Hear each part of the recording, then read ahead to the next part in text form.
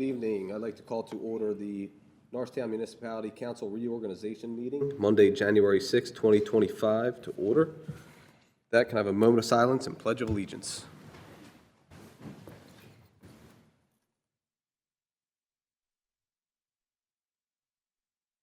I pledge allegiance to the flag of the United States of America and to the republic for which it stands, one nation, under God, indivisible, with liberty and justice for all. Madam Secretary, can I have roll call, please? Here. Here. William McCoy. Here. Warren Hughes. Here. Vera Robinson. Here. Dustin Queen. Here. Thomas LaFaro. Here. Madam Secretary, any public comment? Yes. Heather Lewis.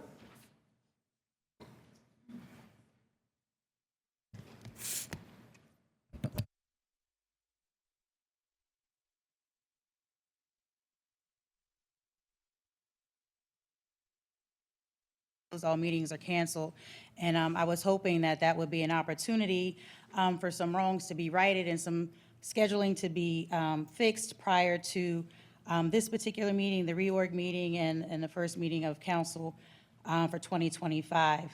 But I'm going to quote the Home Rule Charter, Section 41.3-306, under the subtitle Election, Section B. No candidate may seek more than one office during an election. And Ms. Hughes has announced that she is running for Court of Common Pleas judge on December 23rd. And my experience as a council person, as somebody who was sitting on council considering running for another elected official, I was advised that I would have to step down from my council seat. And so I just wanted to put it on record this evening that Ms. Hughes has since made it a public announcement on social media, in emails, and multiple social media accounts, and also too through my experience with the election board, that if you publicly announce without filing your paperwork, it is also considered as a filing of your paperwork. And so I think it's an unfair advantage to make your announcement and maintain your seat on council, because it gives an unfair advantage to those who had to actually wait and file their paperwork before the guidelines are even open. So I just wanted to put that on record, and it's unfortunate that I have to cloud Adira's first council meeting with information like this, the reorg, when things are going to be shifting. And so I just hope that council moving forward will be more transparent and be open and honest with what the charter says, follow those guidelines. And, you know, we have a lot of new folks that are coming on that don't know a lot, and folks that are on that are still learning. So please follow your charter, read the rules, and don't get sued. Thank you. Sure. Just for a point of privilege, again, as a practicing attorney, I have read the charter and I'm in full compliance with what the charter states, not misinterpretation exactly what the charter states, in which I would have to resign within 10 days of filing my nomination petitions, which will not be until March 22nd. Go ahead, Mr. Simpson. Good evening, all. Couple questions that I have.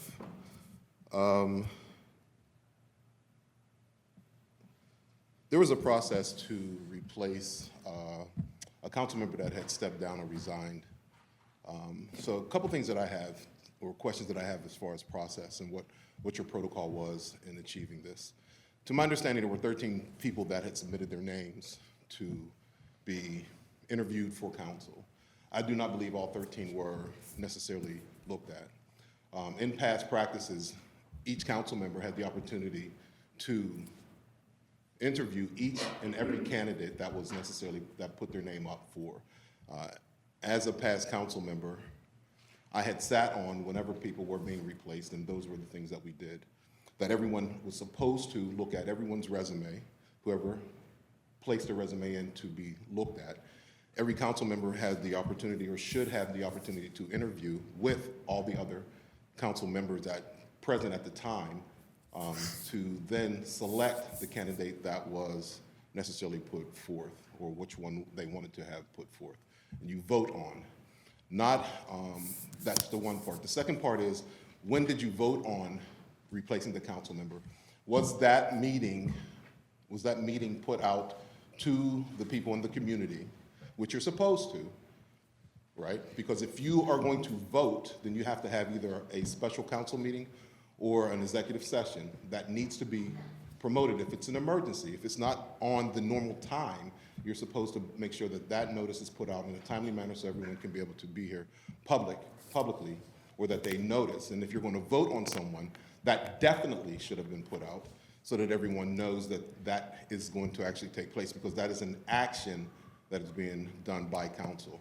So if everyone, or if you feel the need, or you should, because transparency is always a thing that you should have, is if you can address those particular questions, I would greatly appreciate it. If you cannot address those necessarily questions, then that shows me who you are as a council member, right? So everybody in the community should know the process that takes place, how it took place, when it took place, how the votes were done, and if everybody was necessarily available for that vote. If that wasn't the case, then it should have been postponed, and then you should deal with that at that time. And that's all I have. So hopefully you will answer my questions. Thank you. Ron Sachs. So you're not going to answer my question. So there goes transparency. Hello.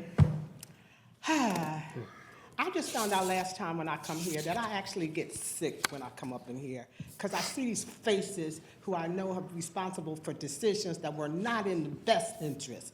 And I really have hope for the new fresh face that is in here and the others that are beside her that have been supportive in addressing the concerns that were important, particularly as they pertain to our chief, Dr. Jacqueline Bailey Davis, or our retired or former chief. And going forward, my question is, I understand that there's going to be a local search. I just want to make it so I heard, it's not going to be a great big extension when I asked before, that the public be a part of it, that we are part of not the interview process as it happened before. We took part of the interview process to ask questions and ahead of time, that we are not just pushing somebody in here, we find out last minute and they all appointed. And that my real hope is those 72,000+ tax dollars that were spent on the search for the last chief, or would be the best person to fit the findings of that data search of the police department. What was it called? I forget what it was called. But the $72,000+ that was spent to look at the police department and to see how it would carry us forward, what changes need to be made, and who is the best person. So I'm really, really, really hoping that those recommendations aren't stuffed and just sitting on a shelf somewhere, that they would be included again as we do this search for the best interests of our community. And again, I'm going to continue to put out here that I really wish, maybe I have to come and do a presentation, that come up with some ways that as a collective, council can better engage with the public. I mean, the most times that we see and hear are prior to elections. Other than that, on the in-between, we may be lucky if we call or email or run into one and get conversation. There's a couple of y'all that are good for that. But the majority, we really collectively, there are community people that don't come here, but they'll come to the center, they'll come to the fire station or someplace, that we need to go about a different way of communicating so you know our interests and be able to follow suit and representing us fairly. Thank you. Thank you.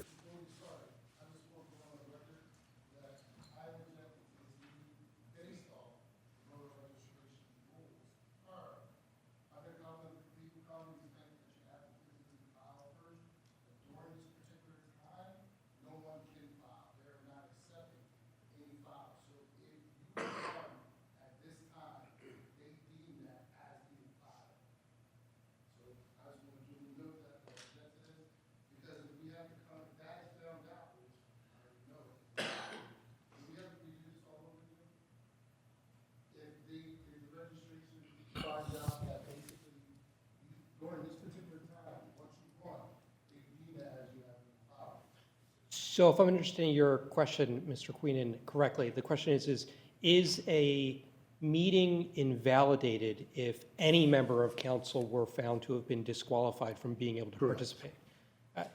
Off the top of my head, understand that I haven't done the research, you know, I tend to be thorough.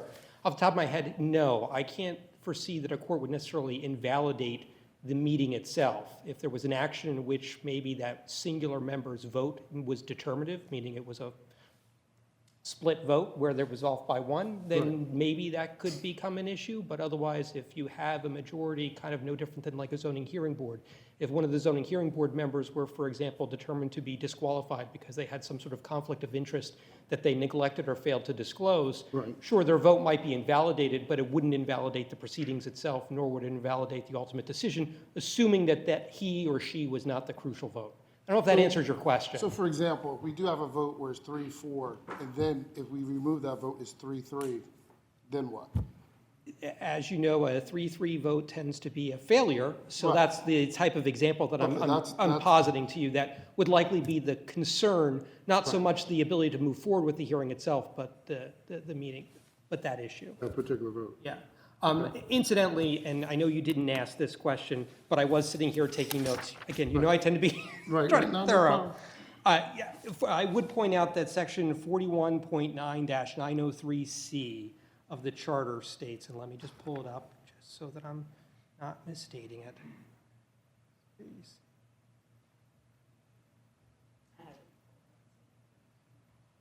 States, a council member shall resign from office within 10 days of the date he or she submits a petition to become candidate for any other elected office of the municipality, the county of Montgomery, the Commonwealth of Pennsylvania, or the United States of America under the election laws of the Commonwealth of Pennsylvania or the United States of America. Additionally, 41.3304A, give me a moment to pull that up too.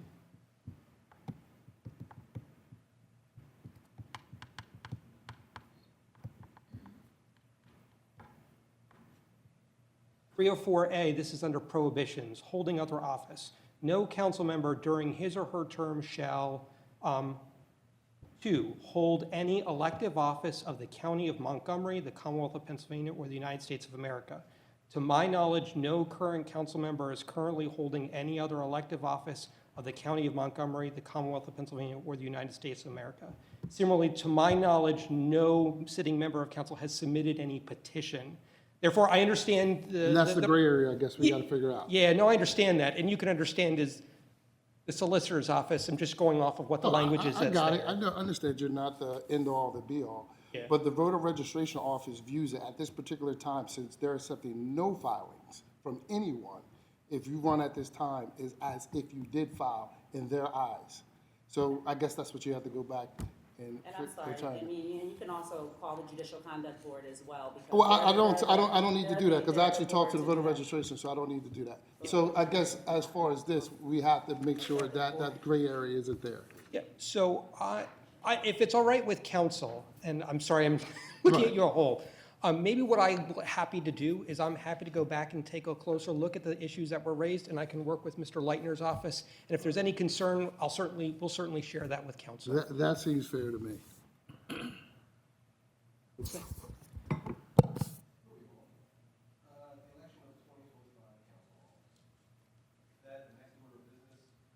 Sorry, the next order of business is to open nominations for the office of Vice President for the 2025 Municipal Council of Norristown. Would anyone like to make a nomination to nominate a member of council to serve as Vice President for 2025? I'll make a motion for Rashad Bates. I'll second that motion. Are there any other nominations? Any other nominations? Any other nominations? I nominate Dustin. I have a motion to nominate Dustin. Do I have a second? Can I second myself? You can, Mr. Queen. Additionally, I know most times, most places do seconds. Technically, under the Roberts Rules of Procedure, you don't need seconds for nominations. Okay. But I will note, just as a reminder to council, when you have more than one nominee, you vote in the order of which the nominations were made. And once an individual receives a sufficient number of votes, there is no need to go further on. So if For example, in this instance, Mr. Bates has been nominated first, Mr. Queenan has been nominated second. Assuming there are no other nominations, Mr. LaPera, you would take the vote on Mr. Bates first. If Mr. Bates receives sufficient number of votes, you would stop there. There would be no need to take any votes any further. Got it. So are there any other nominations? Any other nominations? Any other nominations? Seeing none, we'll proceed with a vote for first Rashad Bates for Vice President. Madam Secretary. Rebecca Smith? Aye. Rashad Bates? Aye. Amy McCoy? No. Lauren Hughes? Yes. Nadia Robinson? Say aye. Yeah, she said aye. Dustin Queenan? No. Thomas LaPera? Aye. The ayes have it. So with that, Mr. Vice President, congratulations. Thank you. All right. Next order of business is to open nominations for the office of, for President of the 2025 Municipal Council of Norristown. Would anyone like to make a motion to nominate a member of council to serve as President in 2025? I vote to nominate Mr. McCoy. We have a, I vote to nominate Rebecca Smith. Go ahead, Cass. Any more nominations? So we go with the first one, all right? Which would be Will McCoy. Mm-hmm. So can I have a motion to have Will McCoy as President of 2025 for Municipal Council? No. Rashad Bates? No. Amy McCoy? No. Lauren Hughes? No. Nadia Robinson? No. Dustin Queenan? Yes. No. So motion fails. Then we'll go again for Rebecca. Is that correct? Correct. All right, so can I have a motion to nominate Rebecca as the 2025 Municipal Council Norristown President? Rebecca Smith? Aye. Rashad Bates? Aye. Amy McCoy?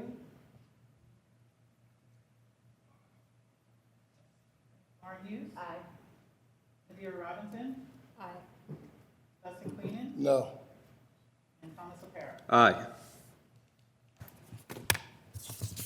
Congratulations.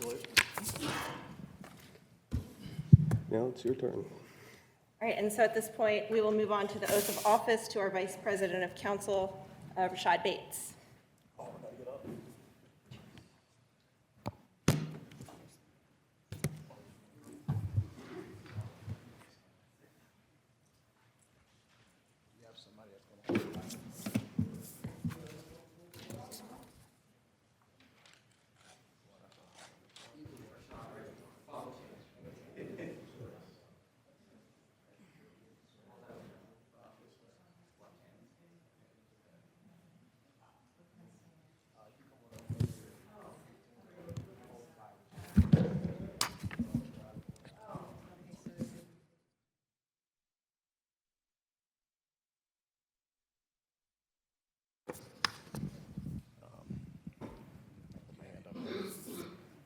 All right, good evening. I'm Judge Jones. We'll be swearing in our Vice President this evening, Rashad Bates.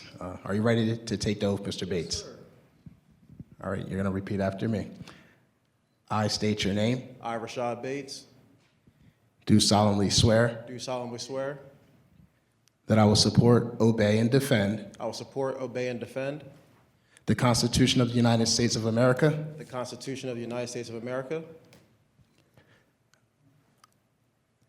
the Constitution of the Commonwealth of Pennsylvania, the Constitution of the Commonwealth of Pennsylvania, the Home Rule Charter of the Municipality of Norristown, the Home Rule Charter of the Municipality of Norristown, and the laws of Pennsylvania and the Municipality of Norristown. and the laws of Pennsylvania and the Municipality of Norristown. I will discharge the duties of my office as Vice President of Council I will discharge my duties of Vice President of Council for the Municipality of Norristown with honor and fidelity. for the Municipality of Norristown with honor and fidelity. Right. Excuse me. I will uphold, obey, and enforce I will uphold, obey, and enforce the laws of Pennsylvania the laws of Pennsylvania and the Municipality of Norristown and the Municipality of Norristown without consideration to a person's race, without consideration to a person's race, color, color, sex, religious creed, sexual orientation, sexual orientation, age, national origin, ancestry, handicap, or disability. or disability. Congratulations. Thank you.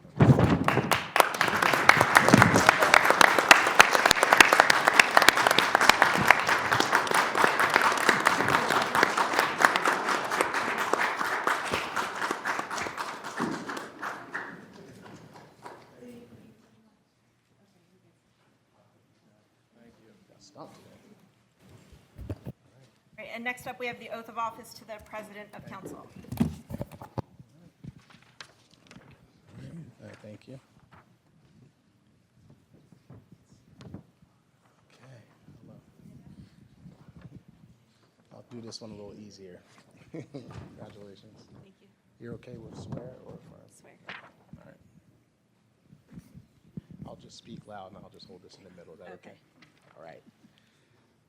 All right, we'll be swearing in Rebecca Smith for Council President of 2025. Are you ready to take the oath, Ms. Smith? Yes. Okay, repeat after me. I state your name, I, Rebecca Smith, do solemnly swear do solemnly swear that I will support, obey, and defend that I will support, obey, and defend the Constitution of the United States of America, the Constitution of the United States of America, the Constitution of the Commonwealth of Pennsylvania, the Constitution of the Commonwealth of Pennsylvania, the Home Rule Charter of the Municipality of Norristown, the Home Rule Charter of the Municipality of Norristown, and the laws of Pennsylvania and the laws of Pennsylvania and the Municipality of Norristown. and the Municipality of Norristown.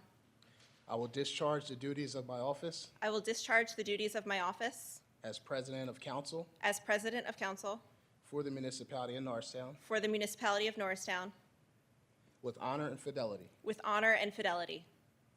I will uphold, obey, and enforce I will uphold, obey, and enforce the laws of Pennsylvania the laws of Pennsylvania and the Municipality of Norristown and the Municipality of Norristown without consideration to a person's race, without consideration to a person's race, color, color, sex, sex, religious creed, religious creed, sexual orientation, sexual orientation, age, age, national origin, national origin, ancestry, ancestry, handicap, or disability. handicap, or disability.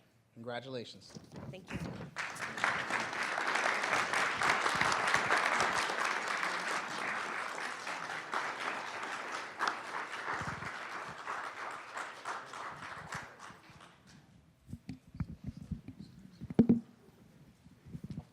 Thank you.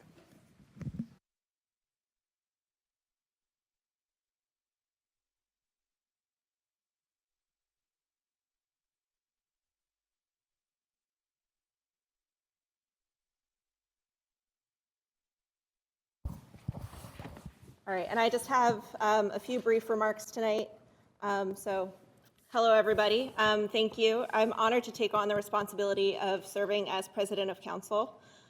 First and foremost, I want to thank my parents who are here with me tonight, who have supported my time in public service. Your encouragement and belief in me have made all the difference in my life. To my fellow council members, thank you for your trust. I look forward to working side by side with each of you as we tackle both challenges and opportunities ahead of us. Leadership is not just about one person.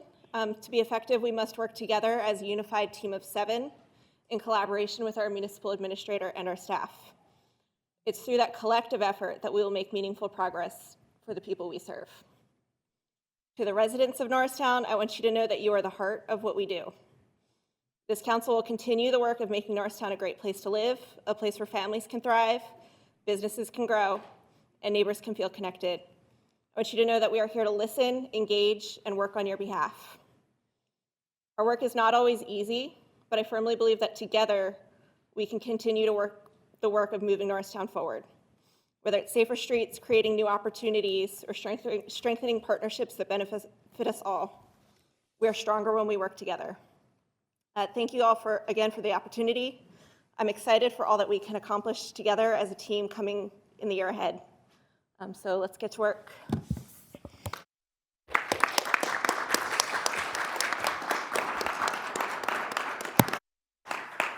And with that, is there a motion to adjourn? Motion.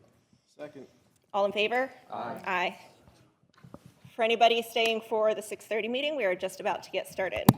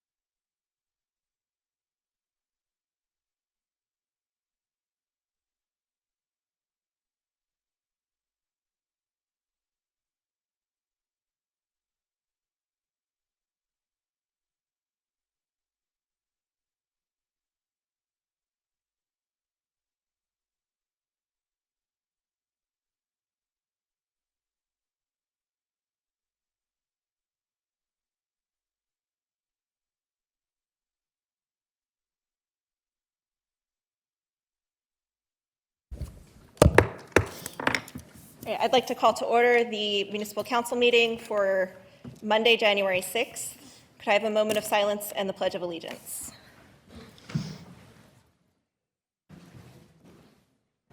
I pledge allegiance to the flag of the United States of America, and to the republic for which it stands, one nation, under God, indivisible, with liberty and justice for all. Madam Secretary, could I please have a roll call? Liam McCoy. Aye. Lauren Hughes. Here. Medea Robinson. Here. Dustin Queenan. Here. Thomas LaPera. Rashad Bates. Here. Rebecca Smith. Here. Is there a motion to approve the council meeting minutes for the December 17th council work session? So moved. Second. All in favor? Aye. Minutes are approved. Is there a motion to approve the council meeting minutes for the January 2nd, 2025 special council meeting? Second. All in favor? Aye. Aye. Minutes are approved. We did not have an executive session this evening. Vice President Rashad Bates, is there any announcements? I have one announcement.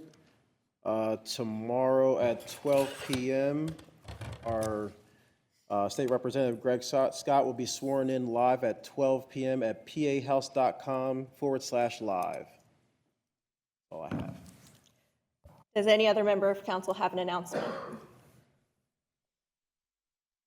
All right, seeing none, I would also just like to make a reminder that if anybody is in need of a translation device, there's Spanish translation available for you in the back.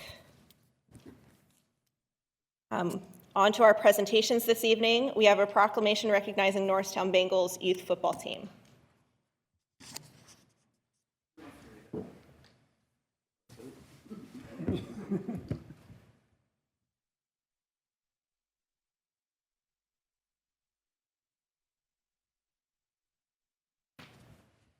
All right, so I believe we have members of the Youth Bengals football team here this evening. If you'd like to come up while I read your proclamation for you.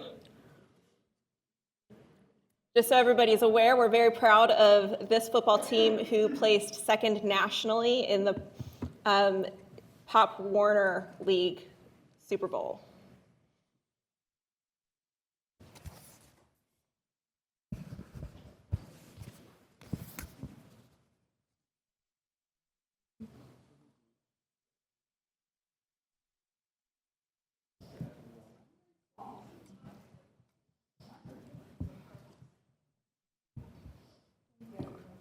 All right, so our proclamation reads, to honor Norristown Youth Athletic Association's Bengals 10U football program. Whereas the Norristown Municipal Council honors people and community organizations that have excelled in endeavors that enrich the Norristown community. And whereas Norristown Youth Athletic Association was started in 2022 to provide recreational and athletic opportunities to the youth of Norristown and the Norristown Area School District. And whereas in 2024, the Norristown Youth Athletic Association Bengals 10U football team had its first season participating in the Bucksmont Pop Warner League, led by head coach Brandon Hawkins. And whereas the conclusion of regular season afforded the Bengals entry to the Pop Warner Division II Regionals, winning 3 games and being one of 4 Pennsylvania sport programs a spot at the 2024 Pop Warner National Championships in Orlando, Florida. And whereas the Bengals defeated teams from Rhode Island and New York before going to the championship round, claiming the runner-up position in the Division II 10U bracket. And whereas the Bengals were the only participating Pennsylvania football program to advance to a championship round in the 2024 Pop Warner National Championships. And now, therefore, the Norristown Municipal Council recognizes and honors the achievements of our local athletic programs and hereby proclaims January 7th, 2025, Norristown Bengals Football Day.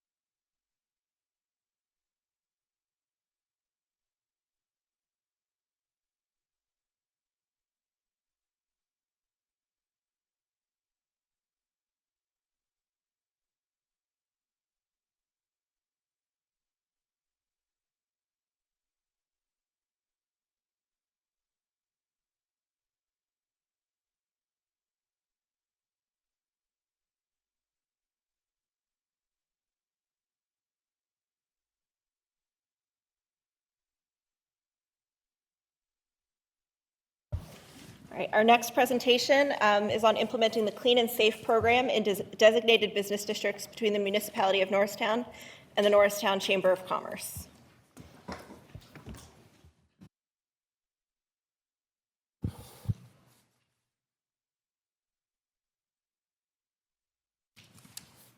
All right, good afternoon, council and members of the community. You have to forgive me, I'm a little under the weather right now, but what we want to do is talk to you about the Clean and Safe program, what we would like to work with in partnership with the Chamber of Commerce. What the program consists of is what we call an ambassador program. This ambassador program is designed for clean and safe and outreach and hospitality. But what we're looking to partner with the Chamber on is the Clean and Safe. Next slide, please. The current company you're seeing right now is Block by Block, but we're not committed to this Block by Block company. We're using their presentation because they have a more holistic approach and how they work with this ambassador program. Next slide, please. So they can actually do a combination of several different projects in this program. They can do an ambassador program, which is outreach and communication with the community. They do a clean, what we call a cleanup. They also do landscaping. They also do security. But again, these are just a combination of different programs that they can actually run in their program. Next slide, please. So what we're looking to do is, again, partner with the Chamber of Commerce as for an ambassador program. So this ambassador would be taking care of the cleaning in certain areas that we have designated, and also what we call our safety program. They would also provide safety within these particular areas. It's not to replace our police, but it's to be a complement to our police department. They would walk around with handheld radios, which is a direct communication to our police department as they're patrolling different areas that are selected. Next slide, please. This is also a job creation program. They would hire individuals within our community. They would train them. They would provide ongoing training and also provide opportunity for management and leadership development as well. Next slide, please. This is just more about the actual program and what they offer. The next few slides, we're just going to go past those. But what I want to focus more on the enhanced public safety. Again, as ambassadors, they serve as a visible and approachable for the community. They can work with the actual business owners and provide intel and information to the police as needed. From the Clean and Safe program, they would walk around. Next slide, please. I think this is a picture of that. This is the Clean and Safe, the CLEAN program. This is what they will walk around with. Many of you probably have traveled in different places and seen this. You'll see people walking up and down communities with waste baskets, brush, brooms, dustpans, and they're picking up the litter throughout the city in the designated areas. Next slide, please. The other part of this program, too, is what it would allow is for, again, smart reporting. It allows you to use your smartphone if there's particular areas that need help, or you can always, as we partner with the organization that's going to run this program, they can see where the individuals are at, see what work they've done. So there's always a constant monitoring to see the productivity of what's been happening. Next slide, please. Keep going. Let's go to the last slide. There you go. This is what we have designated so far. Again, this is not set in stone. It's probably hard to read that map, but this is kind of a starting point. This is where they would actually be cleaning. I can't see this. There we go. So again, this is up for discussion. This is also an opportunity for us to revamp and maybe change some of the areas, but we want to kind of focus on some of the main corridors. So Main Street, Sweet Street, Marshall Street. And again, both the clean and the safety would be along these routes. As we move forward, again, this is not the set company that we want to go with. I've seen this done in a couple different places in a couple different ways. One is you can partner with building blocks and they can actually run the program for you, or you find a local nonprofit organization that can run the program as well. We did set aside money in the budget. It was in our budget. If, I know it's been a while since you looked at the actual budget line items. So there's $100,000 from the Business Development Economic Revitalization Initiative that would help fund that. And also we had ARPA money set aside that was unallocated funds that would help fund that program as well. What we're looking to do, I've talked with the county as well. What we like to do is partner with the chamber to run the program. The county is also looking to put in funding as well, some of their ARPA dollars, so that we can do a pilot program for 2 years to run this program, and that way we can get information, we can collect data, see how it works, see how the community will respond to this program, how the business owners respond to the program, as well as to see how we, cost-wise, how does this work out. The other thing we're looking to do is find a way that is sustainable. We don't want to run a program for a pilot for 2 years and it's not sustainable. So that's some of the things we want to partner with and look at as we pilot this program for the next 2 years. I don't have a written commitment from the county, but we've had verbal conversations that they're going to, we would take the first year, they would fund the second year, and after that, the municipality would put it a part of one of our line items along with the county, and the chamber would take care of the difference to run this program so it's sustainable for the here on after. Again, this looks good right now, but until we actually start running the program and see how well it does, if it expands, of course, it's going to cost more. But if we see that it's really benefiting and we can find ways to run the program locally, it can also help us save us on cost as well. But our recommendation is to start with an organization that has run the program already and has success at the program. And that way we know that we can at least get a good starting point to get the program up and running. So that's what we have right now. So I just wanted to present that to you as council and to the community so you can see what we're looking to do with the funds that are available and partnerships with, again, the county, the Chamber of Commerce, and the municipality. I'm open to any questions you may have. Thank you. Councilman McCoy. Yeah, so this is on the agenda for us to vote on tonight, right? It's on there for, it's on there, yes. Yeah, I think we should table this at the moment, and I say that for the simple fact that if they're gonna work closely with the police department, and we do not have a police chief at the moment. So I think that's a decision that we should make later on down the line once we select someone in that leadership role. In addition to that, I wanna know how much ARPA funding are we allocating towards this project here? So there's $300,000 allocated for ARPA funds. And as far as the police chief goes, the program probably won't get up and running probably for another 6-7 months. We still have to look at other vendors. This is just, again, using building blocks was just a company that we can at least show you what's out there. If we partner with the chamber, that would be up to them to decide if they want to go with that company or find other companies or work with someone local. So the program right now won't start for probably another 6 or 7 months, if that. Yeah, another thing, it's a lot of things that are not in place at the moment in regards to this program. So like tonight, we're voting on like to approve like those funds being allocated, or are we just getting the ball rolling with it?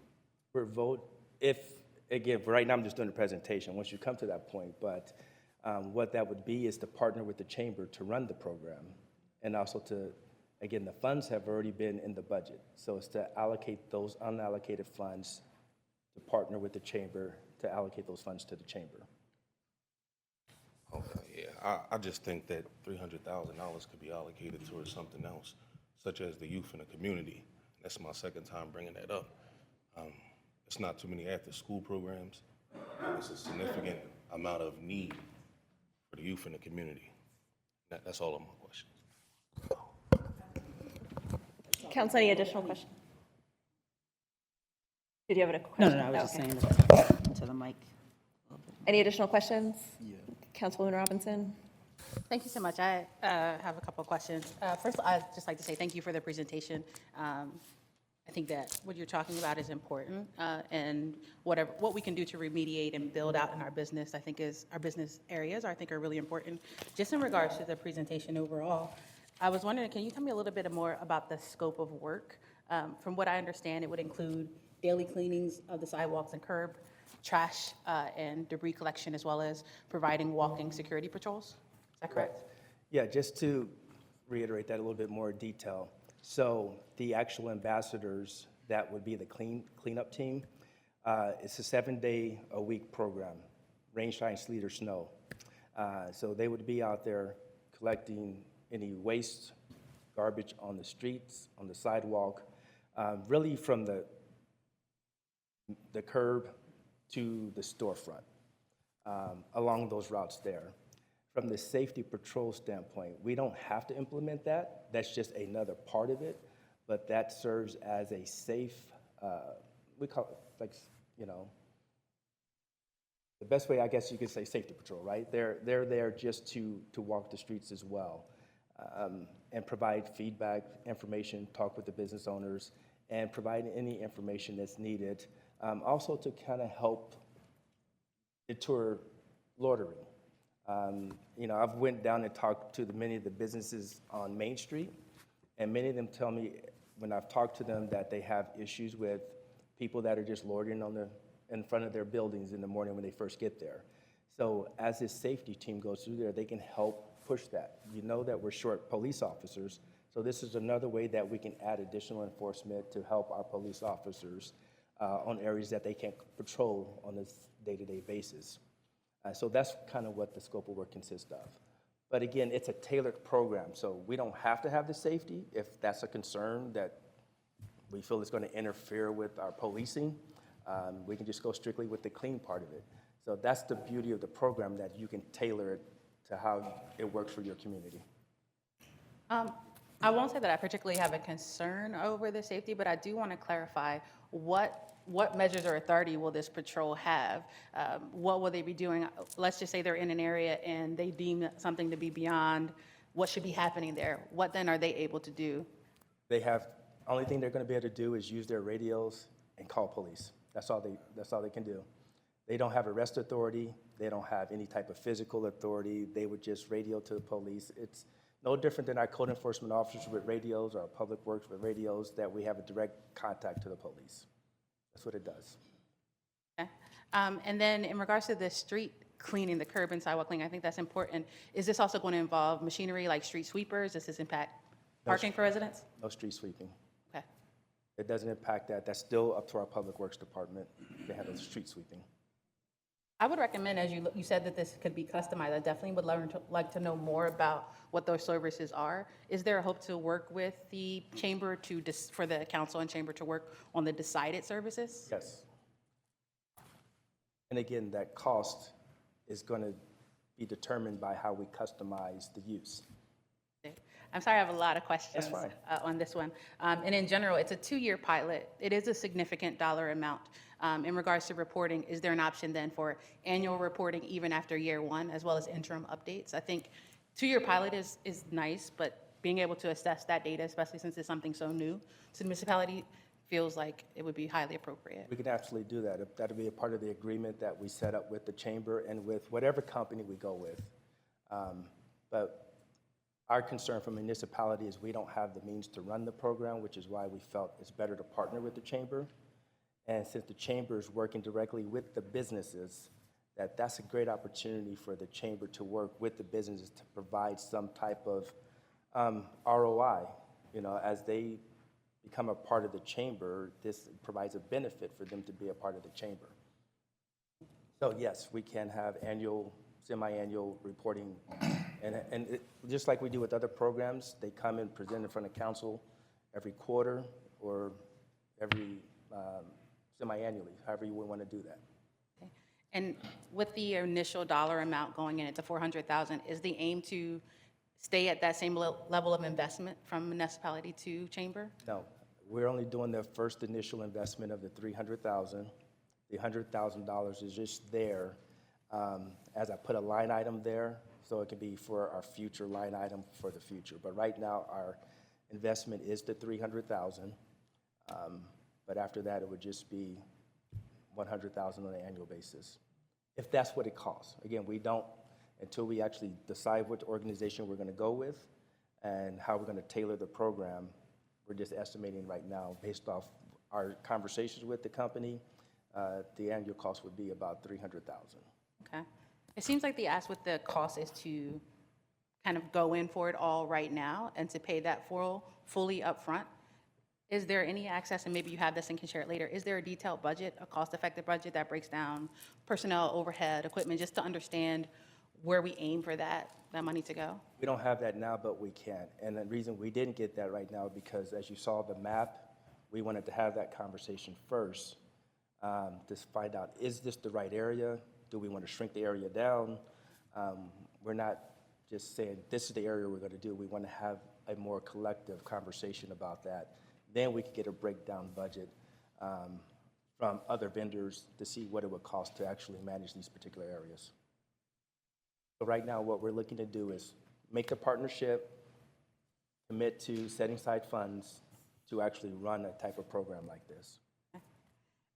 And then I'll just let this be my last question, just in regards to the $300,000 coming from the unallocated ARPA funding. With the unallocated ARPA funding, from what material I've been able to kind of put together, this is almost 73%, 74% of that remaining. I was wondering, can you talk me through the thought process of making such a large investment out of this pool?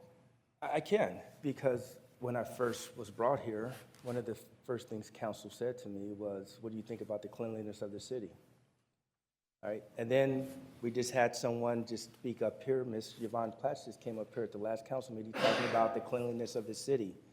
I think many times people come here to talk about how clean the city really is, or what are we doing to clean the city. On a day-to-day basis, my office gets calls about what are we doing to maintain the cleanliness of the city. So if we want to talk about quality of life and we want to talk about economic development is not just monetary investment. We've had trouble with LERTAs, we've had trouble with TIFs. So if you're going to attract developers, investors, we got to look at the cleanliness of the city. We have to look at other non-monetary factors. And this is going to be one of those things that we have to look at to attract developers here. So $300,000 in the grand scheme of things of a $45 million budget, I think it's a small investment to look at how we're going to attract businesses to this city. So I don't look at it as a big investment. I mean, $300,000 to start a program. We talk about we have a partnership with the chamber. We have a partnership with the county that's willing to look at sustaining this program. To me, I think it's a smart investment. We'll get a good ROI on this investment. Council, any additional questions? Yes, go ahead. Just add one brief question. When you say after the 2 years, it's going to be $100,000, is that the max? Yes. That we will put in, so anything additional will be taken care of, the gap will be the chamber or any other entity Correct. that would. Admin. All right, I got a lot of questions. Because one of the things I want to ask, I guess Kathy, I thought all our ARPA funds were allocated, because you send us a budget and it showed everywhere out, because if there's unallocated funds, I want to see it, because I'm not seeing that in nothing that you submitted to us at all. It was part of the MOU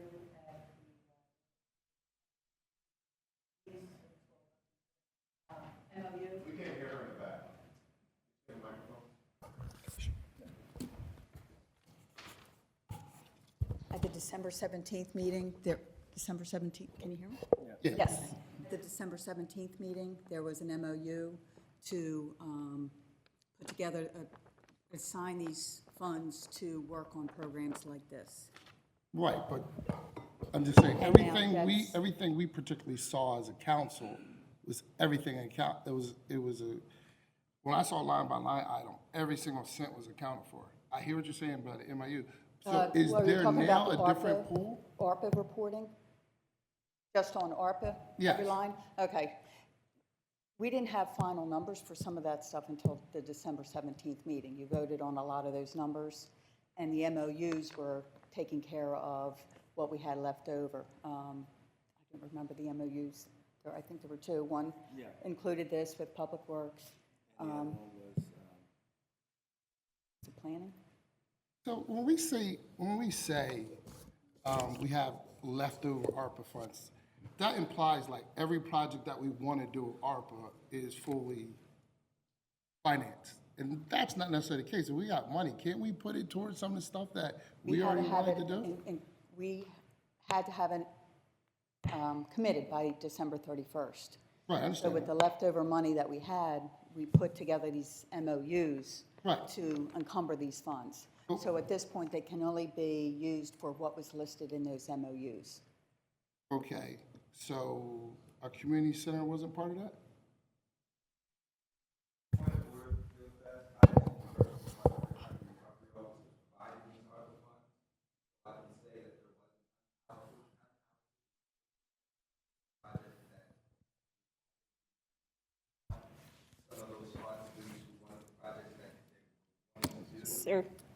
Sir, I believe that we're specifically talking about the Norristown portion of ARPA money. It was contributed to this. This is part of our public meeting, so thank you. But So we did have those memos, and you guys approved those resolutions. Yeah. sir, this is not the public comment portion of our meeting. So if I may interject, Madam President. Yep, let me interject. So I think there's some confusion here in that the Roberts rules apply to the council members because it is your meeting and you are the ones who are projecting it. The public, as per the Sunshine Act and the Charter, is permitted to observe and participate during the public comment section. They're also permitted to, during the public comment section, as you've heard, ask questions that council is not obligated to answer, but they can answer if they would like to or choose to. But in terms of the procedure itself, it really applies just to the council members. So if there's a specific point of order that a council member would like to raise, that would be recognized by the council president. Members of the public cannot raise points of order, they can't raise objections, they can't raise motions, because they are not participants within the proceedings themselves. I also think that I would remind you that this is about the presentation. Yes. There is a line item, there is an action item later. It sounds like there are members of the public who want to also provide feedback. So I'm not trying to discourage anybody from asking questions about the presentation, but I would just remind you that public comment occurs after the presentation, so you want to make sure you're leaving time for the public to be able to provide comment on this before you would take a vote. Nobody's asking you to take a vote right now. So I'm just trying to help clarify that as to where we're at. And so the gentleman knows they'll be able to stand up during public comment and provide their comments, so you can consider that when you are actually being asked to take a vote. I apologize, Mr. Leitner. You're good. Thank you. All right, because basically, it's really confusing to me when we say we have ARPA funds left over unaccounted for, when we have projects we want to do that's not even fully funded. So that's where I'm not understanding. How can we have ARPA funds left over when we have projects that we said we allocated ARPA funds to and they're not fully funded? We went through this with the budget, and it's in the memo, and this part of it is in the memo that you guys voted on and approved. So this is not like new money. This is not something we just pulled out. This is already in that memo that you guys voted on December 17th. Right, but do you understand what I'm saying? Like, if we have a project that we want with ARPA funds and it's not fully funded, and you're saying we have leftover But we don't have a project that's unfunded. We don't, like, every project that is in ARPA, in the budget that you guys voted on, is funded. What project that we're missing? So, all right, let me just get this clear. So every project that we approved ARPA, it's fully funded. Yes. Is that true, Kathy? So. All right, so here's another question. Why would we not be doing an RFP with this if this is something we want to do? Because normally something of this size, we do RFP so people can present and we make sure we're getting basically the best company to run this. We're doing an interagency memo of the $300,000 to the chamber. No, I understand that part. The question I'm asking is, this is taxpayer money. Why are we not doing an RFP so people can compete that already do this type of program But we're not going to run the program. We're saying we want to partner with the chamber for them to run the program. So if when they bid it out, they can bid it out. With building blocks, this is just, again, as I stated at the beginning, this is just a company that has a full presentation that we could present to you. We're just partnering with the chamber. The chamber can then bid it out. Okay, so basically, we're getting the chamber to go hire somebody. Correct. To run the program. So currently, our Public Works, Doesn't do this. I get it. They clean the streets with the street sweeper and things like that. And I said, we don't have the capacity, but $300,000, couldn't we hire part-time people to actually help with that? And that will also help Public Works probably do the whole town and things of that nature. And we have also, I guess, the police have to, if we do that portion, they have to be consulted. And I'm like you said, how would that interact? What would that cause? I mean, I'm just saying, it seems like there needs to be a deeper dive on this. That's why I suggested that this don't be on the agenda for us to vote for, so we could digest it and the people could hear and they can give us feedback and then vote on it later. Because it kind of handles even code, because code currently right now, I think with the DA, 3 times a week, we have DUI people cleaning. So we could actually, we're already paying for that kind of, because we give our people comp time to manage that program. So we already have individuals we could use to apply to this as well, as far as cleaning is concerned. So and we're technically paying for that program. So wouldn't that be redundant in a sense? If we hire somebody and we're paying for somebody over here to clean as well, and then you're talking about equipment, I'm pretty sure Thomas will load some of this $300,000 to get some more equipment to clean Norristown. But I just see that we're cleaning Norristown. People are telling us to do more. And I know I'm asking a lot of questions, saying things, but this won't infringe on none of our union stuff, will it, as far as the employees? Because we're hiring people to kind of do somewhat of what they already do. Like, Public Works is a union, correct? They clean Norristown. So would that violate any of our union agreement? Well, you asked 5 questions right in there. So Yeah, let me answer a couple of them. Yep. One, you talked about the $300,000. This is a one-time investment of $300,000. So we hire people, we're paying benefits, pension. That's going to be more than $300,000. Number one, we're talking a one-time investment from us. Number two is Public Works doesn't clean sidewalks. They don't pick up litter on sidewalks. They don't do that. Public Works take care from the curb to the street. Right. So our guys, we don't have any guys going out picking up litter. What about the DUI program? They're picking DUI up litter. program, I don't know of a DUI program that does three days a week. Excuse me, it's 3 times a month, right? How often they go out and pick up litter? We've been doing 3 times a month. 3 times a month? For litter, it will start again in spring. All right, so And how do we assign where they go to pick up litter? The district attorney's office makes suggestions. And it's, I thought do we have any financial investment in that? no, we don't. Not even by employees? Our employees get comp time, the one that goes and participates. We're paying them that. We do have a financial investment in it. So do we coordinate with, so we just have a suggestion, but they don't have to listen to what we say? All right, so I'm just saying, we do have different other opportunities here to maybe make that work. So 3 days a week versus 7 days, 365 days. Yeah, but I get it, Norristown might need some cleaning, but once you kind of clean something, they gonna be, well, did we do analysis, how much trash accumulates in these corridors?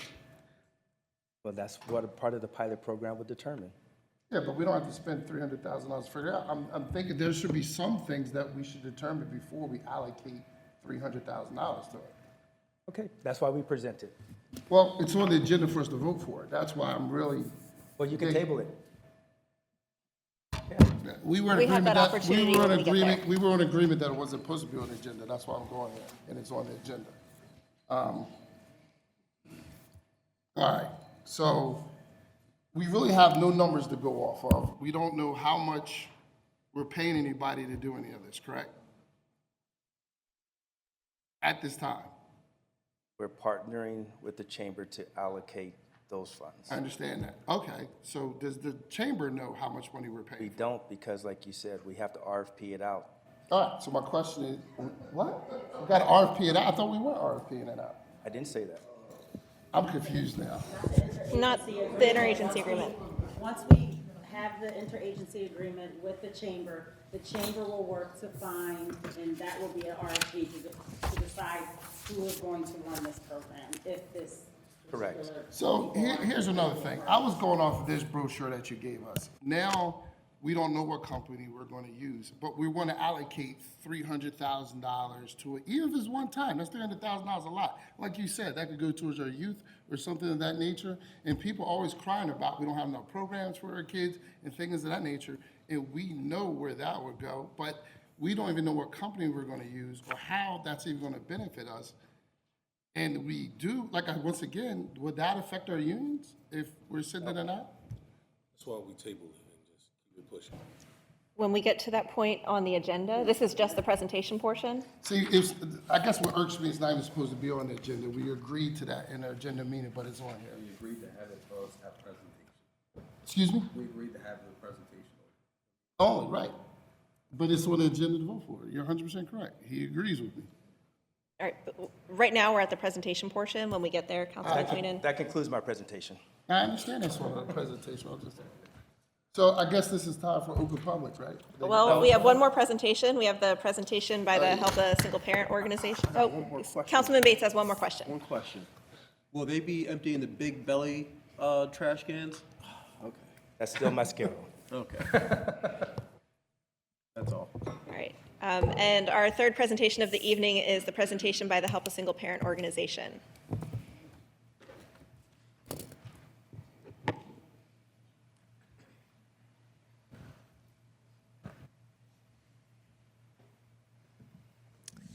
Good evening, council. This is my first time in your new chamber, and I love it. Wish we could have had it when I was on council. But you guys look great. Okay, so I think most of you know that the foundation called Help a Single Parent was started about 15, 16 years ago by my son, Michael, DJ Mike Scott, and his wife. And it started, I just want to give you a little bit of background because next year when I ask you for money, I'm hoping that this time you will help to fund the program. It started with Michael being at a location and listening to a woman in tears because she did not have money for her children for Christmas. He got together, most of you know Mike, he'll get together and say, give me $5, give me $10. And they were able to give this woman money to give her children a Christmas. At that time, Michael worked for Bourbon Blue in Philadelphia. He told them what he did, and they decided to partner with him. So now I'm going to fast forward. They're now a 501c3 as of 2019. Every year, we have the Community Day in the park where we give anywhere between 300, 400, 500 book bags full of supplies to the kids, and this is not for just single-parent families. This is for anyone in the Norristown area. They'll come, there'll be moon bounces, there'll be all kinds of games, there'll be vendors, there'll be a lot of things. That's Mike giving back to the community, but also giving the book bags to the children. So, the Norristown Police and the Norristown Fire Department, every year, when we call them and say, are you going to help us again this year? And of course, they always do. We have a caravan this year of 19 cars, and we go throughout town delivering gifts, a Christmas dinner, toys to children of families that are single parent that really need the help. The Norristown Police, they will take their vehicles, and they really amaze me. They'll take their vehicles, they'll go ahead, they'll know the stops. They know whatever stops that we have. The Norristown Police will go in front of us, block off Erie and whatever, and DeKalb Street and whatever, all the major intersections, so as not to cause any accidents. Because as I said, we have a caravan of 17 to 20 cars. The fire department, they do the same thing. This year, they had 3 or 4 vehicles. And when the police were here, they were over there. And they really, Tommy, I love Tommy. He really looks out, they really look out for the people in this caravan. And all we're doing is giving back to the community. Nobody makes any money. I'm now a senior citizen, and I'm tired. But I do this because of the children. So we're here tonight to present an award to the Norristown Police Department, the Norristown Fire Department, for your service to Norristown and for your service to Help a Single Parent. If anybody, I'm going to put in my plug, helpasingleparent.org. You can go there anytime. You can donate. You can come out in August, help us to stuff the book bags with the appropriate school supplies for the age levels, or you can donate coats, because we give kids coats, toys, clothes, and a dinner. So with that being said, we have G here. I call him G. He's going to do the presentations to both the fire and the police. First, can we have the fire department come up? So this is when you should be taking pictures, man. You missed. Thank you, Tom. So we'd like to thank Thomas because we.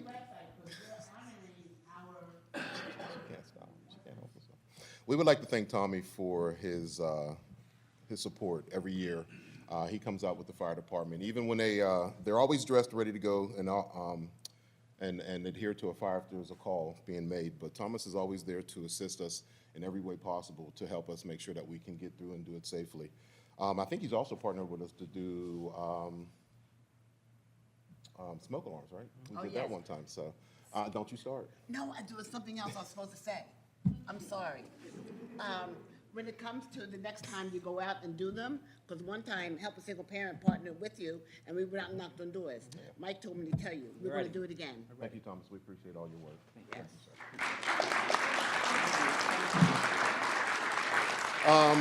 For the police department. I'm sorry, I don't know your name.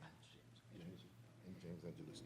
Well, James, we'd like to thank you for giving your support to through the police department to make sure that we get everything done safely. And actually, what we've noticed is that the police department actually has a great time while they're doing it. So they're in there singing jingles along with us as we present to the family. So we'd like to thank you for supporting us in everything you do. Thank you. Thank you. Thank you. Thank you. Can we get everybody?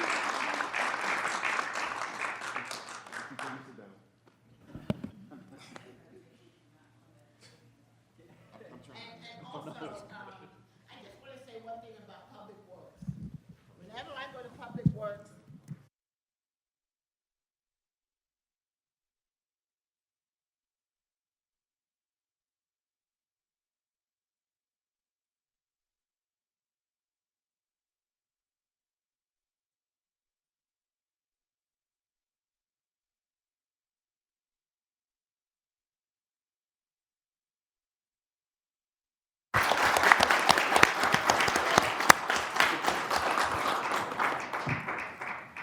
Thank you. Madam Secretary, is there any public comment? I'm going to open it up because I believe I heard some interest. Is there anybody who did not have an opportunity to sign up for public comment who would like to make public comment at this time? And because you're not already signed up, if you could just state your name and where you live for the record. Absolutely. Hi, my name's Brad McLaughlin. I'm a business owner in Norristown. First off, thank you all for what you do. I wanted to comment briefly on the partnership with the Chamber, which I'm hopeful, first off, and excited about. I have some experience with this from talking to other family members, and I just want to express kind of the vision for what we see as a Chamber.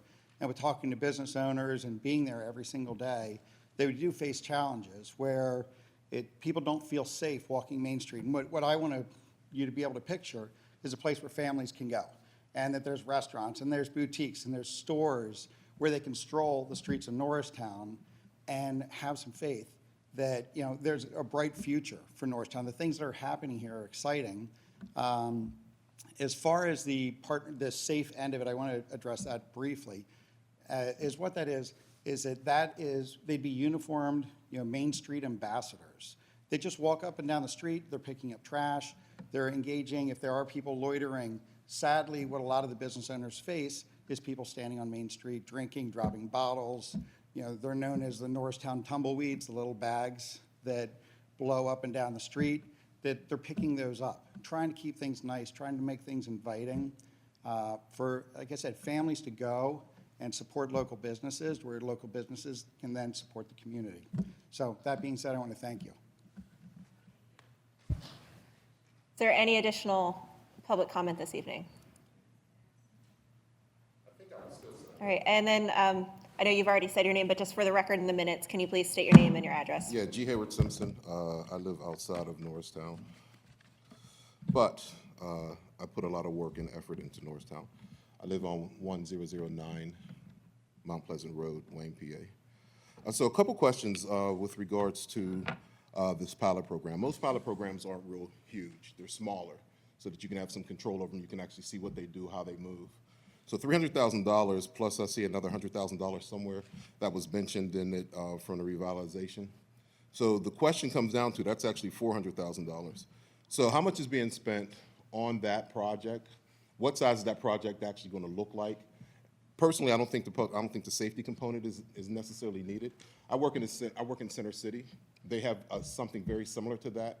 I think, I'm not sure how that program is run, but they have something very similar. And I can tell you that does not stop me from not wanting to walk down the street. It doesn't make me feel safe, because the biggest thing that they have is a broom, and that's not going to do anything. It's enough police that ride their bikes up and down the street that actually give or provide public safety for people that make them feel comfortable. So if you want to look at something, maybe look at how you address that thing as far as public safety.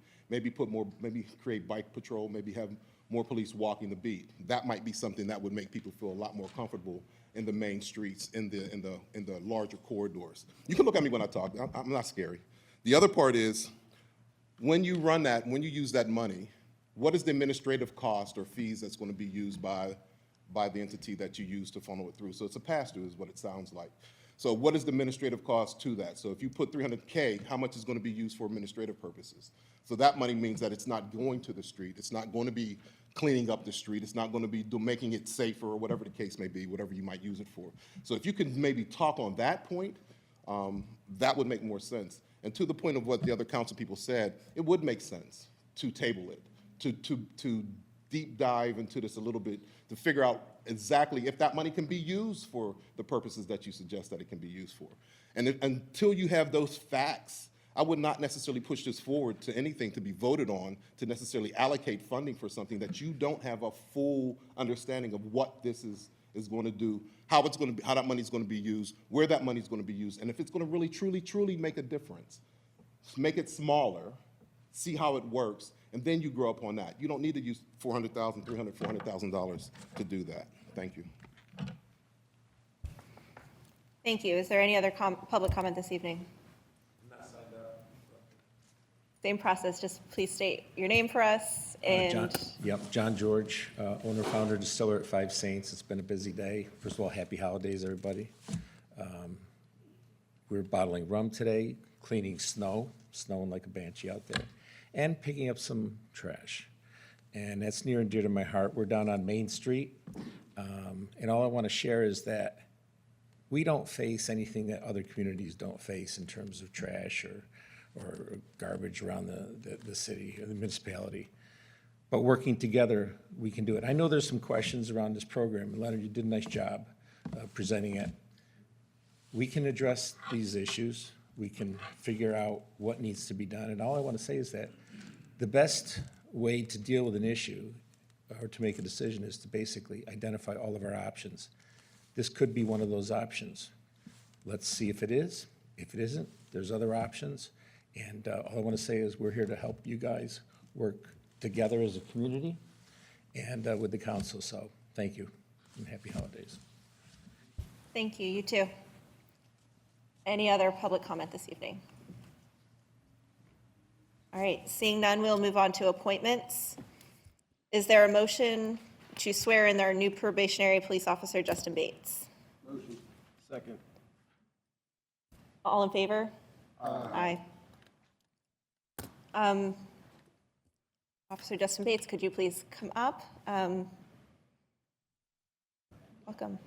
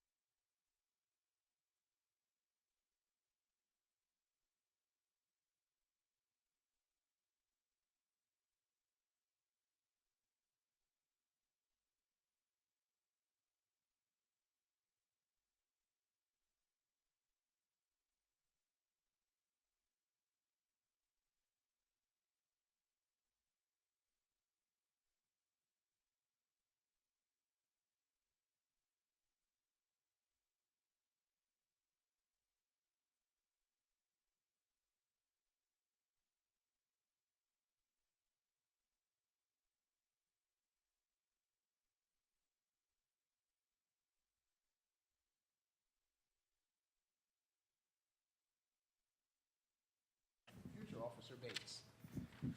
Are you ready to take the oath, Mr. Bates? Yes, sir. All right. You okay? All right, repeat after me. I state your name, I, Justin Bates, do solemnly swear do solemnly swear that I will support, obey, and defend that I will support, obey, and defend the Constitution of the United States of America, the Constitution of the United States of America, the Constitution of the Commonwealth of Pennsylvania, the Constitution of the Commonwealth of Pennsylvania, the Charter of the Municipality of Norristown, the Charter of the Municipality of Norristown, one second. Excuse me. And that I will enforce the laws of this Commonwealth and that I will enforce the laws of this Commonwealth and the ordinance of Norristown, and the ordinance of Norristown, and that I will discharge the duties of my office and that I will discharge the duties of my office as a police officer for the municipality of Norristown as a police officer for the municipality of Norristown with honor and fidelity. with honor and fidelity. I do further swear I do further swear that I will uphold, that I will uphold, obey, and enforce obey, and enforce the law without consideration the law without consideration to a person's race, to a person's race, color, color, sex, sex, religious creed, religious creed, sexual orientation, sexual orientation, age, age, national origin, ancestry, handicap, or disability. Congratulations.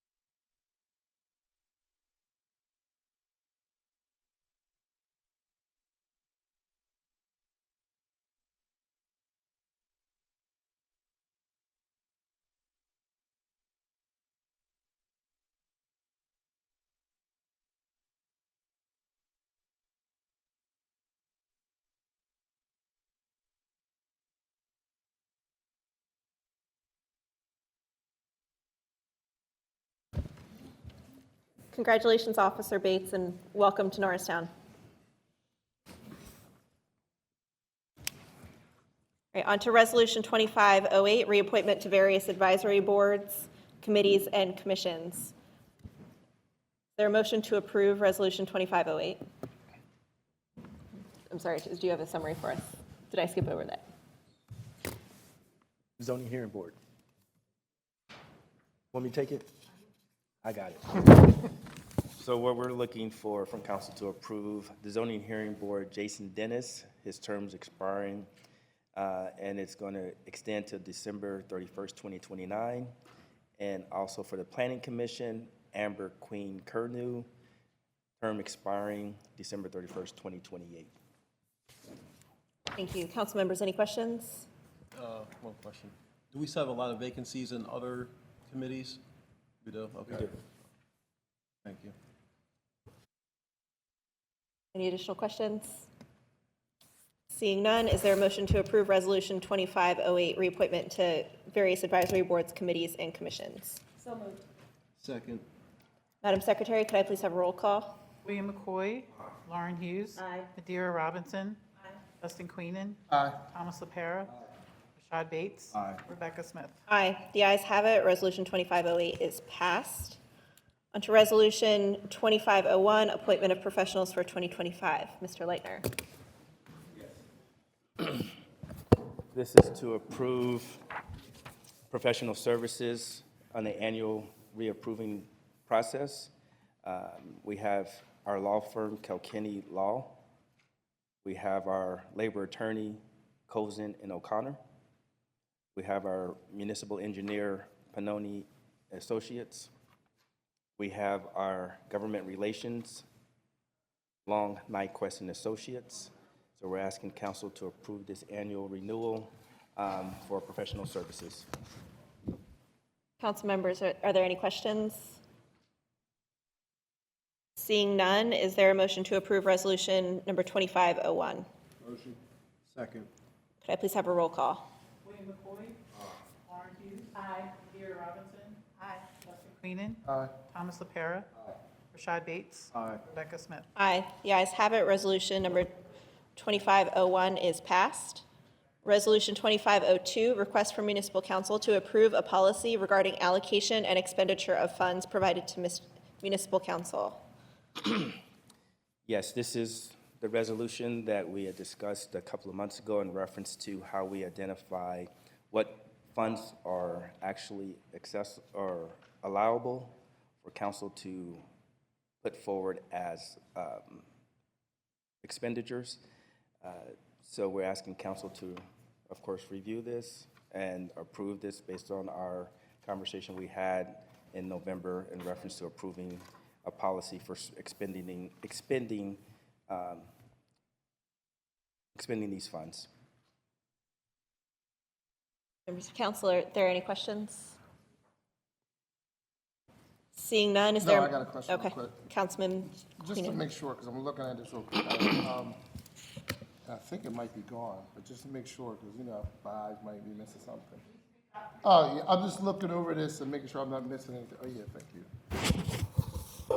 Because I know that we have a lot of people that are related in Norristown. So that verbiage is no longer in here. I don't think I see it. Like if a relative, oh, it is in there. It's in there. It's a members of immediate. Yeah, immediate family. And I'm sorry to interject here, Mr. Okay. Leitner. So this is actually just reflecting what you already have to follow in accord with the State Ethics Act. Okay. This really was done as just as a belt and suspenders, as a reminder, because let's be honest, who often is checking the State Ethics Act? Right. You come and ask us this, so in case if we're not available, you already have it in writing, basically telling you to do the same thing. It's to help expedite the process administratively, so when a request comes in, they can immediately identify and say, oh, Mr. Queenan, this is going to your sister, that's actually a problem, we can't do that. Right. As opposed to, Mr. Queenan, this is going to this other organization that you have no affiliation with whatsoever, not a problem at all, does not violate the policy, we don't have to worry that it violates the Ethics Act. Okay. And this, if we're on a board, we're not allowed to contribute to. So the idea is that as I understand, again, correct me if I'm wrong, Mr. Leitner, you each get a set of discretionary funds that you can use for certain purposes. You could not, let's say, take yours and use it to an organization to which you are a board member of, or to which is owned or operated by an immediate family member. So this is basically saying that you could not donate it. Now, that doesn't mean that another board member who, let's say, Ms. Hughes, really likes the organization that your sister runs. Right. She can certainly contribute to that with her funds, but you could not contribute it with your funds. Right. And this is already basically how they have it stated now. This is what state law, what ethics law would already tell you have to do. We're just merely, again, putting it into the policy so it's easier to find and easier to answer any questions that might arise. All right. I'm keeping my mouth shut because you said that state law was already in place, right? All right, Yep. okay. I'm done. Yep, no problem. I just had a question for clarity. Sure. Can you define immediate family? I ask because I hear that interchangeably used, like if you're married, then it's your spouse and children, and that would make, It's in the State Ethics Act, so if I can see you afterwards, I'm happy to give you that definition, because it would be just following what's contained in the State Ethics Act. Appreciate that. Thank you. Sorry, I don't know it off the top of my head. You said sister, and I was like, is that right? So just, thank you. Thank you. Is there a motion to approve Resolution 2502 for Municipal Council to approve a policy regarding allocation and expenditure of funds provided to Municipal Council? Second. Could I have a roll call, please? William McCoy. Aye. Lauren Hughes. Adira Robinson. Aye. Dustin Queenan. Aye. Thomas LaPera. Aye. Rashad Bates. Aye. Rebecca Smith. Aye. The ayes have it. Resolution 2502 is passed. On to the request from Municipal Council to approve the subrecipient agreement between the Municipality of Norristown and the Norristown Chamber of Commerce, and to provide and/or encumber American Rescue Plan Act funds to the Norristown Chamber of Commerce. Council President, with the abundance of questions that people have and the community engagement, although I do support this, I think it would be in the best interest to table it till the next council meeting. Is that a motion, Councilman Yes, Parrott? motion to table. My second. Third. Could I have a roll call, please? William McCoy. Lauren Hughes. Adira Robinson. Aye. Dustin Queenan. Aye. Thomas LaPera. Aye. Rashad Bates. Aye. Rebecca Smith. Aye. The ayes have it. The request is tabled until we can have some further information.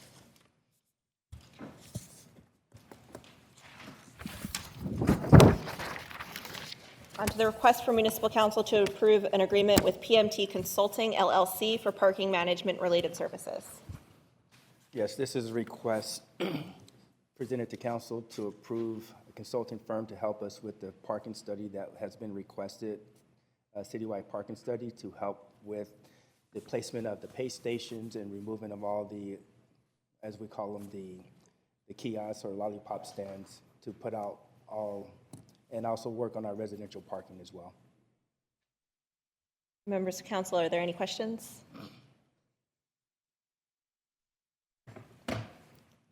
Seeing none, is there a motion to approve an agreement with PMT Consulting, LLC, for parking management-related services? Motion. Second. Could I have a roll call, please? William McCoy. Aye. Lauren Hughes. Adira Robinson. Aye. Aye. Thomas LaPera. Aye. Rashad Bates. Aye. Rebecca Smith. Aye, the ayes have it, and that request is approved. Next, we have Planning and Municipal Development, public hearing, request for the adoption of Ordinance 2409 for the fiscal year 2025 Community Development Block Grant Proposed Budget. Ms. Missanier. Thank you, Council President. Good evening, council members. I'm back again with the Community Development Block Grant Funds. I know you've heard about this, maybe this is the fifth time. Sorry you have to go through all that, but it's just part of the process. So we're here tonight with the ordinance that would actually authorize our use of the funds. We've gone through the public participation process. We've advertised this budget. I will go through it really quickly for the public's information. The ordinance is setting aside $247,325 for housing projects. For municipal projects such as public infrastructure improvements will be $449,835. For the administration of the CDBG grant, it's $153,000 for a total of $850 and $160,000. As I mentioned before, we've advertised this in the local paper. We have had this action plan also placed in the library, as well as it's available online. And this is so that the public can have an opportunity to opine as we are ready to submit the application to the Department of Housing and Urban Development.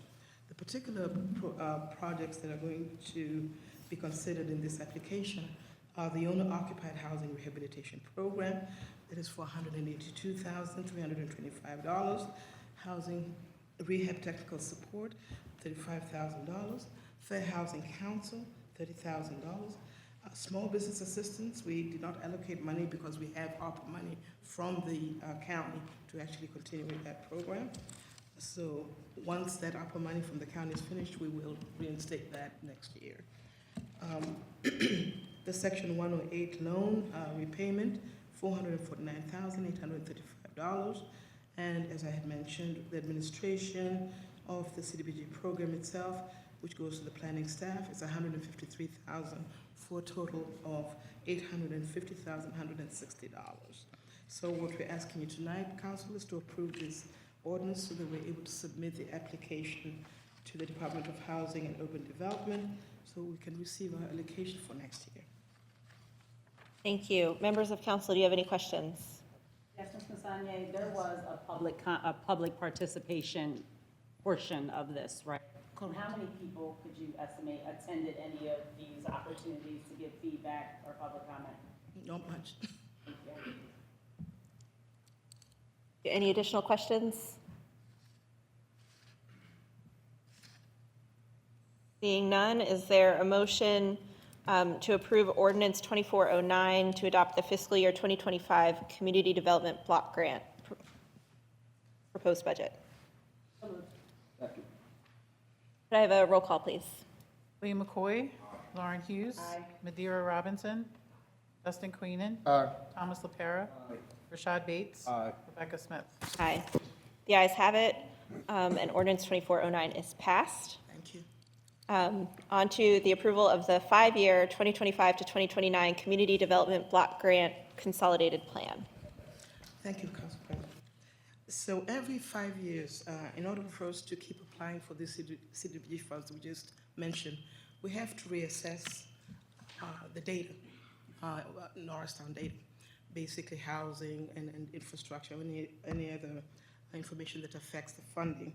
So that's actually what directs or informs the annual plan.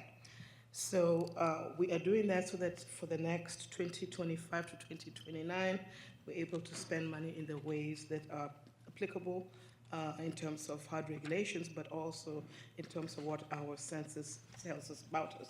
So I want to inform you that we had actually come to you and we got Triad Advisory Services, that's a consulting group that actually helped us put this plan together. We did receive administration recommendations throughout the year.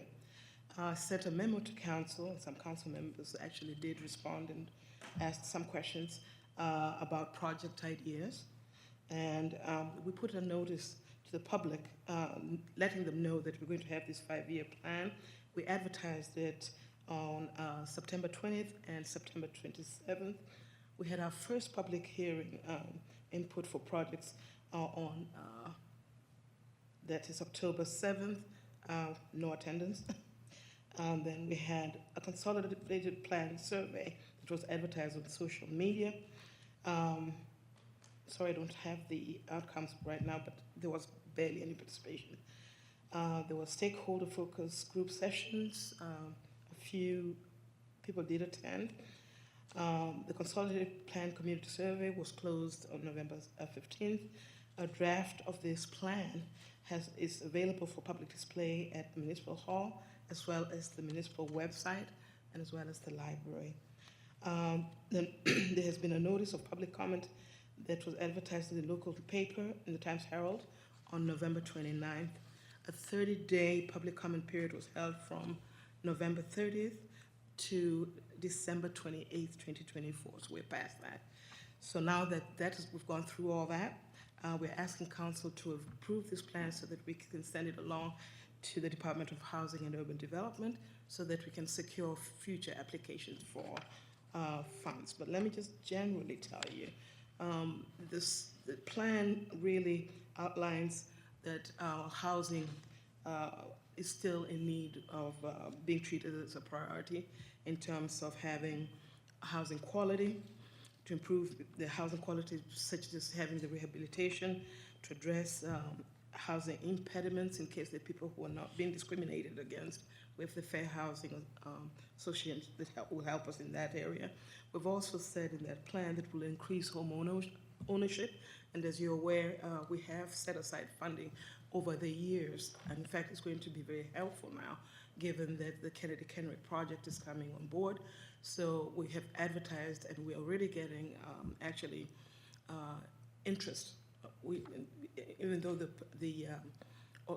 I'll say the program has been dormant for a little while, but now that there are new houses being built, we're receiving a lot of interest. And now we have the funds that we can help our first-time home owner buyers in Norristown to actually get in those houses. So I think that's a great thing.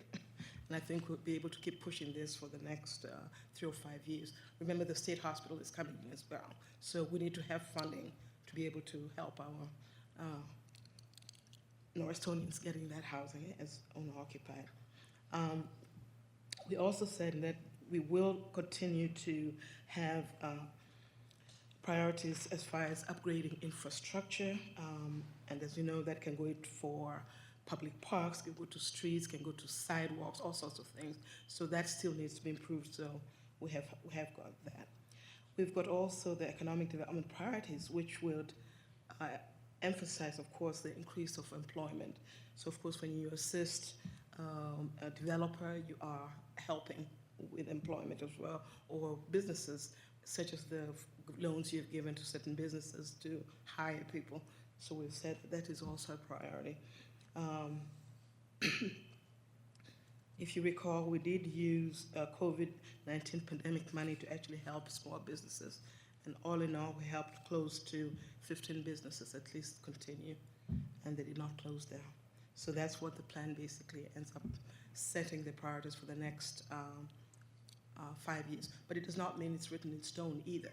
This is just making sure that we have our priorities in place, and in case priorities change, you're allowed to actually come back to the public, have a 30-day review period, come back to council and say, hey, certain things have happened, just as you saw the pandemic happened. So we had to change our priorities, but there's a process in doing that. I would have to come to you, council, and say, hey, this has changed, this is the data. Council would say, okay, go ahead and advertise it. I'd advertise it in the paper, give the public an opportunity to actually respond to that, whatever we're trying to address. And then if everything is okay, then we would amend the plan and we move forward. So it's not written in stone. So I don't want you to think this is it, this is the end of it, and you won't be able to amend if need be. So tonight I'm just asking, we start off with this. Thank you. Members of council, are there any questions? Councilwoman Robinson. I just had a quick question in regards to the urgency. Excuse me, as I'm catching up on all of the timelines. I did get a chance to look through the plan.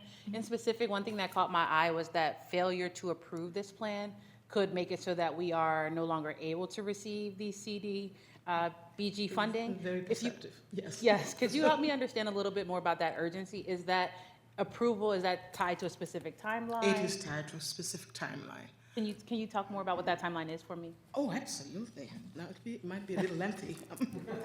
And I'm sure you want to go home. Sorry to put you on the spot. It's okay. It's perfectly fine. So let me go through this. So the timeline we started our whole process July 31st. We had to have a public meeting, two public meetings. First public meeting was held on October 7th. Then we had to have a second, actually had to bring that information to council, and it came to council, so that council is aware of what we're doing on November 6th, 2024.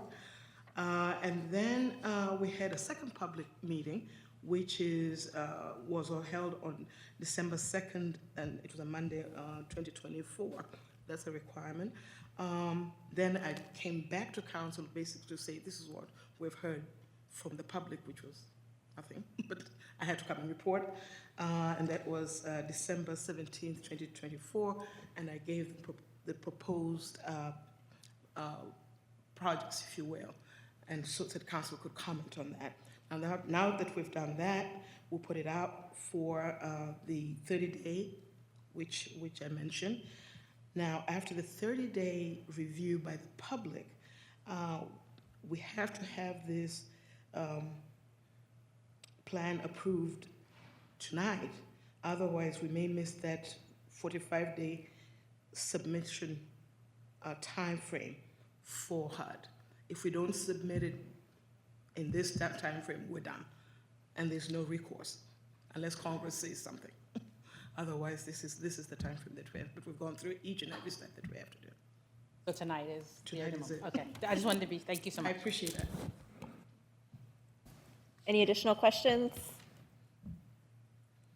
Seeing none, is there a motion to approve the 5-year 2025 to 2029 Community Development Block Grant Consolidated Plan? So moved. Can I have a roll call, please? William McCoy. Lauren Hughes. Madeira Robinson. Dustin Queenan. Thomas LaPera. Rashad Bates. Rebecca Smith. Aye. The ayes have it, and the consolidated plan is approved. Thank you very much. Thank you very much. Next, we have our police. Resolution 2503, request to purchase uniforms from 911 SE. Good evening, Council. We have a request for the purchase in the amount of $73,816 for the police department uniforms. This would cover 60 uniformed officers, 8 non-uniformed officers, 4 parking officers, and up to 11 new officers.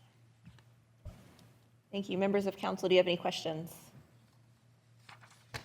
How many uniforms are we buying? I know you just said, what was the total? You have 60 uniformed officers. You have Okay. 8 non-uniformed officers, 4 parking, and 11 new. Okay.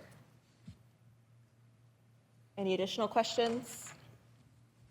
Seeing none, is there a motion to approve Resolution 2503? Second. Can I have a roll call, please? William McCoy. Lauren Hughes. Madeira Robinson. Dustin Queenan. Thomas LaPera. Rashad Bates. Rebecca Smith. Aye. The ayes have it. Resolution 2503 is approved. Resolution 2506, request to approve the purchase of 10 T2 digital payment Cosmo Pay stations with MagSwipe credit card terminal and 1-year iris management and digital data communications from Integrated Technical Systems. This is the second phase of a 4-phase improvement plan for improved parking management. This is for the purchase of 10 T2 digital payment systems with MagSwipes. This will effectively eliminate the coin-operated parking meters. And this is the second phase. This is for $76,341.28. Thank you. Council members, any questions? Thank you, because people hate those coins. Not too many people roll around with coins. It's true. Is there a motion to approve Resolution 2506? Motion. Second. Could I have a roll call, please? William McCoy. Lauren Hughes. Madeira Robinson. Dustin Queenan. Thomas LaPera. Rashad Bates. Rebecca Smith. Aye. The ayes have it. Resolution 2506 is approved. Resolution 2510, request of municipal council to approve handicap parking. This is a resolution to install 4 new handicap signs and remove 1, 800 block of Noble Street, 800 block of Cone Street, 600 block of Noble Street, 500 block of Noble Street, and the removal from the 700 block of Noble Street. Council, any questions? Seeing none, is there a motion to approve Resolution 2510 to approve handicap parking? Motion. Second. Could I have a roll call, please? William McCoy. Lauren Hughes. Madeira Robinson. Dustin Queenan. Thomas LaPera. Rashad Bates. Rebecca Smith. Aye. The ayes have it. Resolution 2510 is approved. Resolution 2511, request from municipal council to approve a resolution of the municipality of Norristown awarding the towing contract to Morello Inc. Towing and EVB Towing. This is a resolution requesting for the municipality to enter a 3-year agreement for the towing services with Morello Towing and EVB Towing. Council members, any questions? It looks like there are only 2 people that bid, huh? That is correct. Okay, that made that simple, huh? I do have a question. So I drive down West Main Street most of the time for work, and there's like a sign that says no parking on this side between like 8 and 12. How do we get those cars removed from that area if they're there? Do we So- call someone, or? Not all offenses are immediate towing. Okay. So in that situation, that would be a ticketing offense that we can go through Officer Butterworth, who's in charge. I can get those vehicles addressed. And Okay. then once if they become scofflaw, then those vehicles would be And something removed. like that? All right, thank you. All right, any additional questions? Seeing none, is there a motion to approve Resolution 2511 to approve a resolution of the municipality of Norristown awarding the towing contract to Morello Inc. Towing and EVB Towing? Motion. Second. Could I have a roll call, please? Liam McCoy. Lauren Hughes. Madeira Robinson. Dustin Queenan. Thomas LaPera. Rashad Bates. Rebecca Smith. Aye, the ayes have it. Resolution 2511 is passed. Thank you. Is there a motion to adjourn? Second. All in favor? Aye. The meeting is adjourned.